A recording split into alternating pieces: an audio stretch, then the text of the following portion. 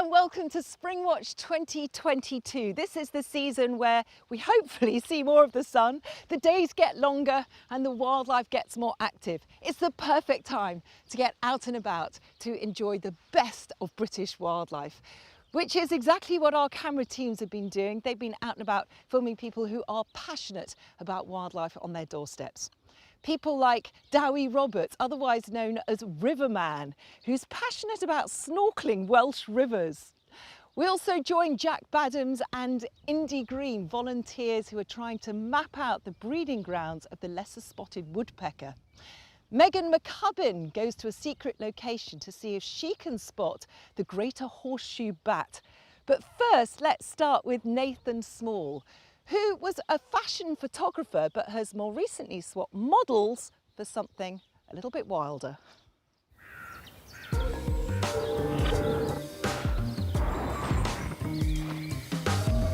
Greenbank Cemetery in Bristol.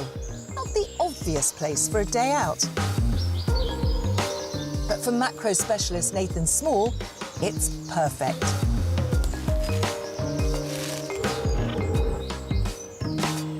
It's very meditative because you're out there in the morning on your own, concentrating. You're not thinking about anything else. You're just looking out for tiny, tiny little things. It's such a good place to look for insects because there's a real variety of habitats here. What I'm doing is just walking very, very slowly and very calmly, like I've lost my keys or something. I'm looking out for if there's any movement. Aha. So yeah, there's something perched on this gravestone here. What I'm doing is I set my focus on the lens before, get nice and steady, leaning on something if possible, and then I gradually drift forwards until it hits focus and then go for it.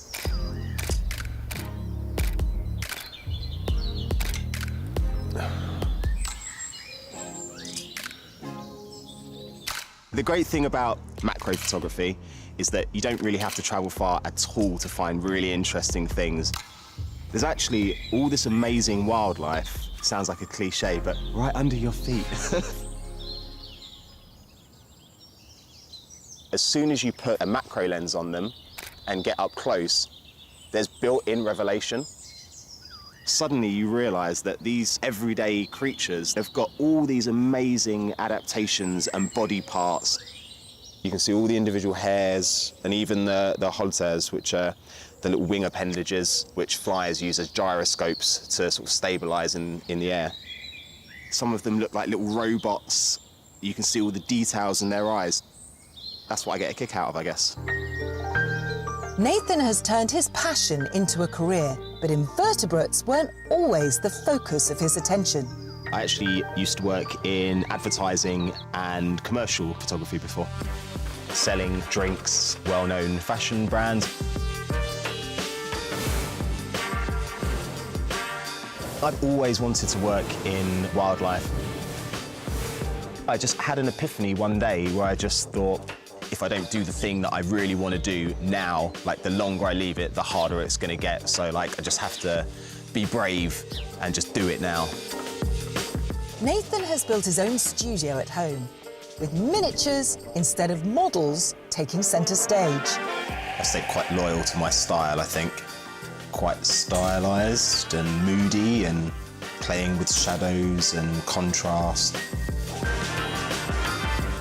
A lot of the lighting and things that I'm using are the same tricks and lighting designs that I was using for advertising and for fashion and that you would use just with a model.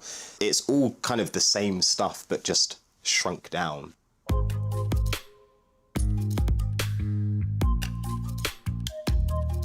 No one breathe.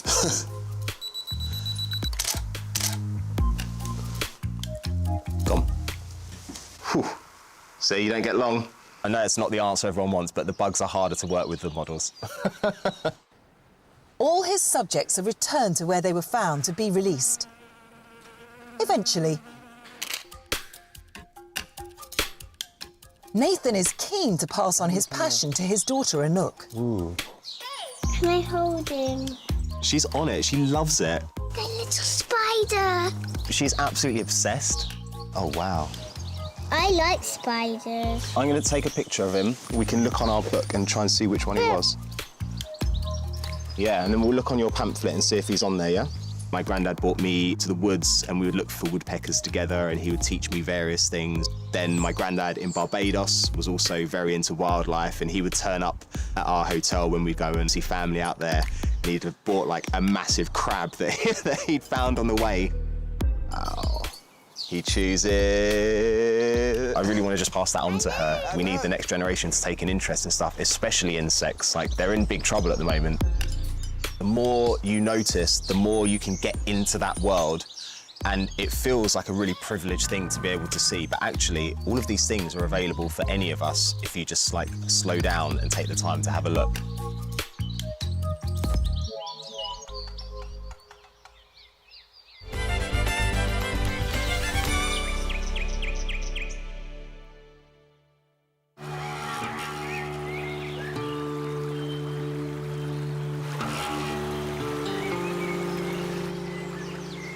This part of the River Wye is very special to me.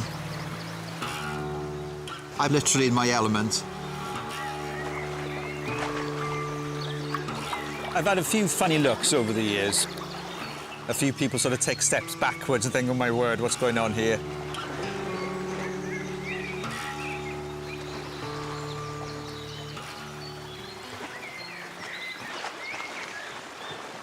Snorkeling gives me an insight into this magical underwater world. When you go under the water, you do see a lot more than a lot of people think.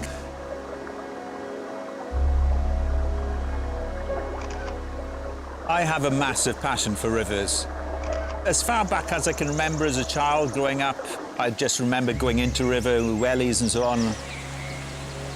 I just love being in them, the sounds of them, the way they move, the wildlife associated with them. I explore rivers all year round, and spring is obviously a very exciting time because life is just bursting.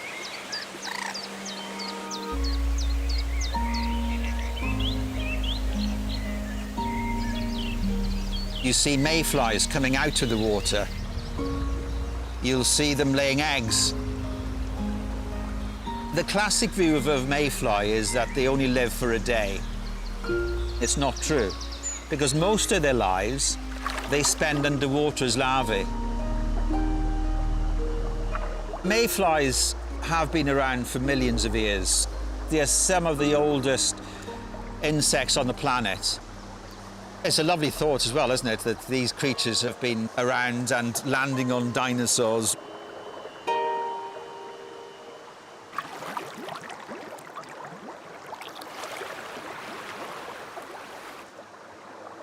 You look at fossils of most groups of insects that are in fresh water, and they've hardly changed, which just shows you how perfectly adapted they are to life in running water. Another group I've been filming recently, and something, again, I'm in awe of, something called the non-biting midges.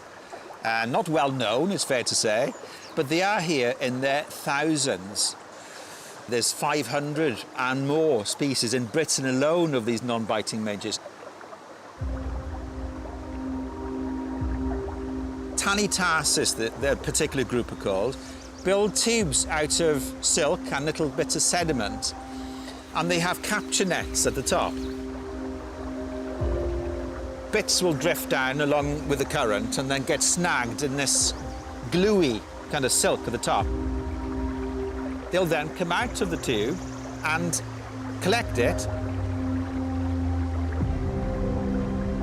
They're unsung heroes, creatures like that. Dippers will eat them, fish such as trout and so on depend on them. It adds to the rich complexity and beauty of the web of life in rivers.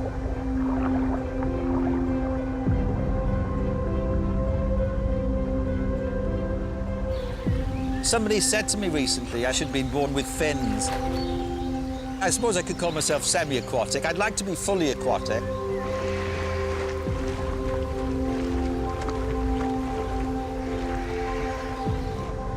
One of the most remarkable groups of creatures I see are caddisflies. Lots of the ones you see in rivers are the ones that build cases, as some build cases out of stones, plant material. These little tiny creatures, no longer than your fingernail, they have protection. And I think, oh yeah, I could have that, because I suffer with mental health now and again. If I'm struggling with something, and I have had a few issues, if I'm honest, over the years, sometimes I imagine myself as a caddis, having some kind of protection against day-to-day things. In terms of well-being, I feel completely content every time I'm by a river. Even though I'm out every day for hours, quite often I'm seeing something and I literally haven't seen it before. And that's something pretty special.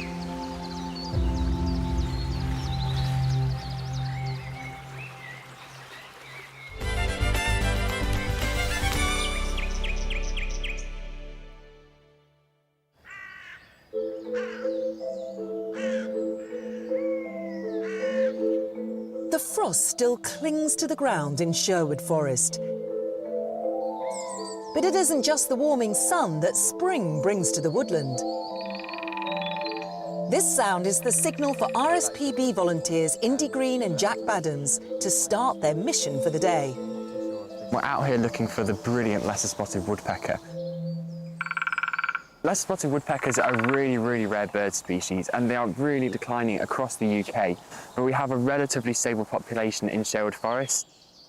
With numbers falling nationally by up to 80% in recent years, places like Sherwood Forest have become a lifeline for these elusive birds. But they're not easy to find. The lesser-spotted woodpecker is the tiny bird with the titanic territory.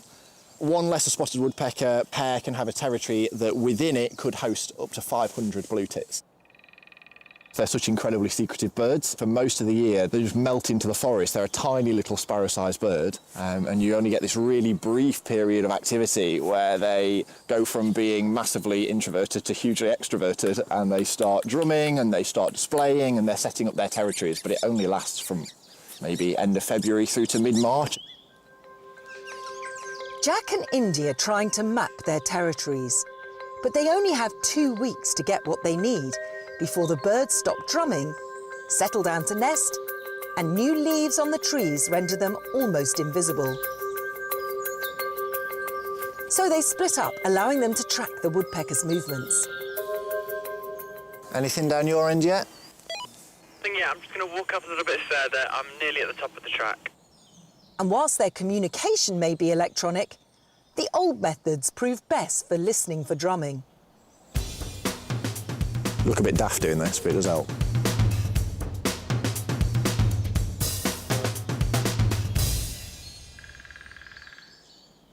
Just there. That's lesser spot, yeah. They look for generally dead branches because they echo really well. We've got it drumming at the top of a birch tree.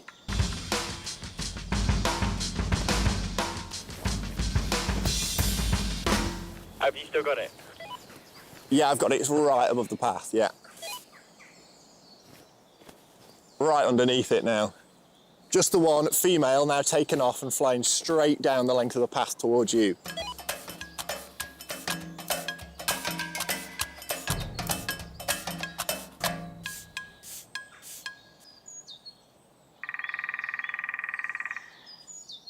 So we've just got a drumming on the top of a dead ancient oak tree.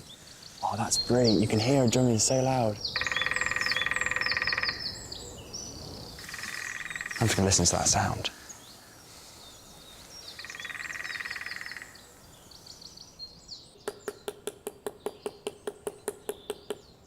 The woodpecker's drumming is their version of a song. They're advertising their territory and presence to potential mates and rivals.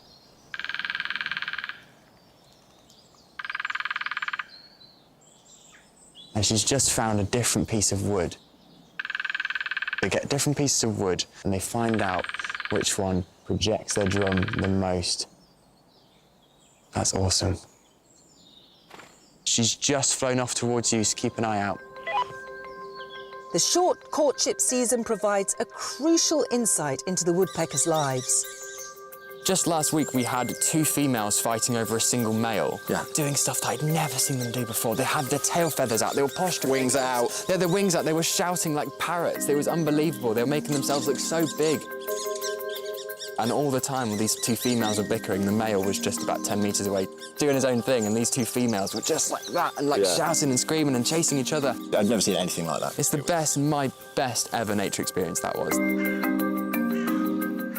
By 10 a.m, Jack and Indy are ready to mark up their map.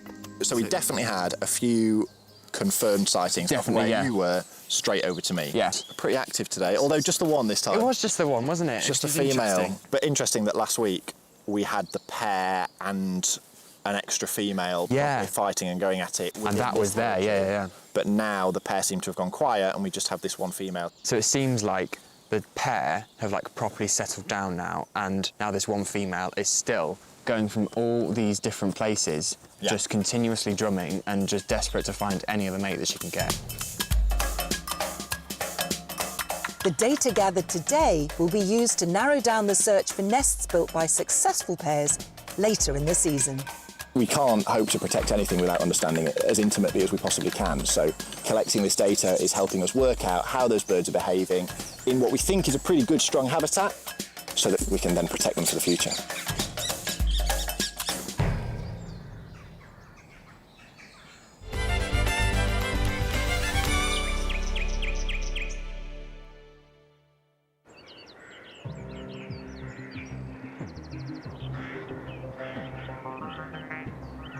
I've travelled to a secret location in West Sussex to investigate the world of some of our most elusive mammals, bats.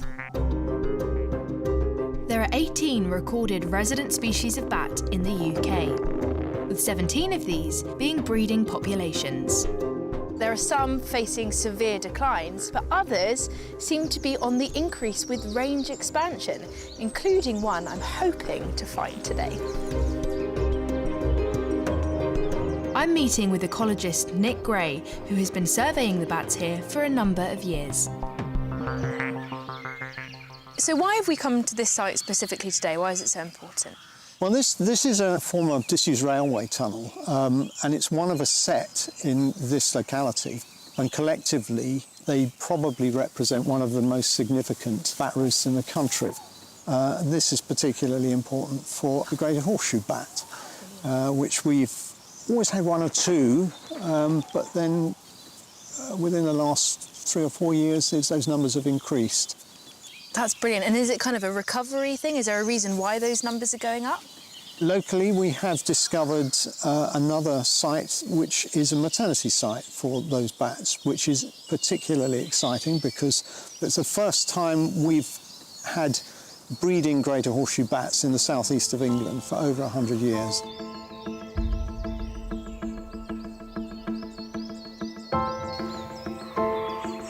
It's early spring, so they won't be in the maternity roost yet. But Nick is taking me to one of the disused railway tunnels which the bats are visiting.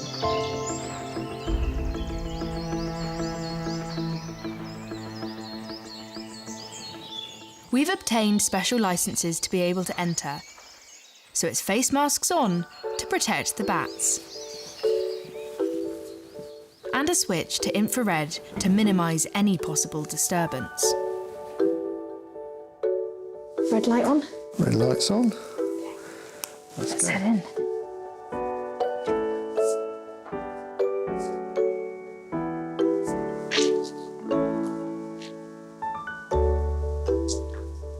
These boards were hung in here to provide extra features for the bats to use.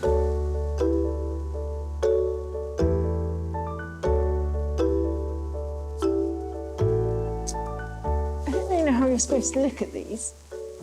Well, Everyone has their own technique. Do they? That's not one I think I've seen before. Is it not? But there are other ways.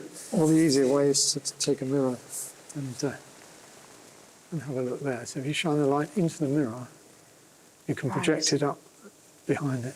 Well, that makes a lot more sense. I feel a bit silly now. It's doing some sort of exorcist yoga. Trying to find these bats. They're much easier. Although, sadly, no bats under this one. Let's continue on.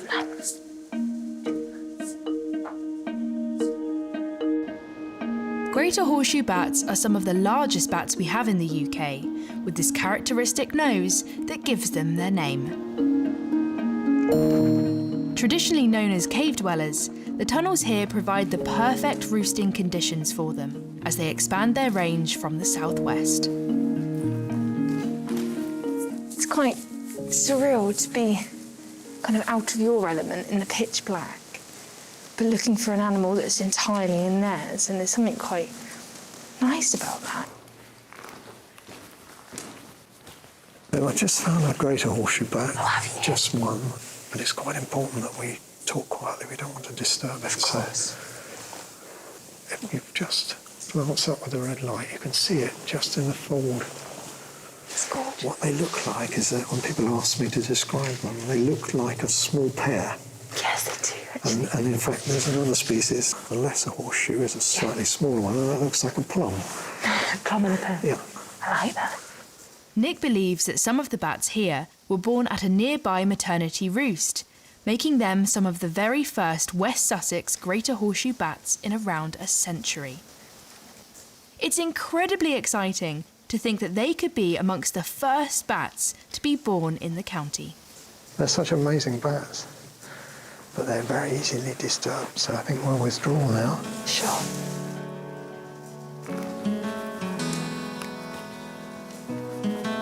Can't see with my mask on, but I've got a really big smile on my face. Wow, what an amazing find.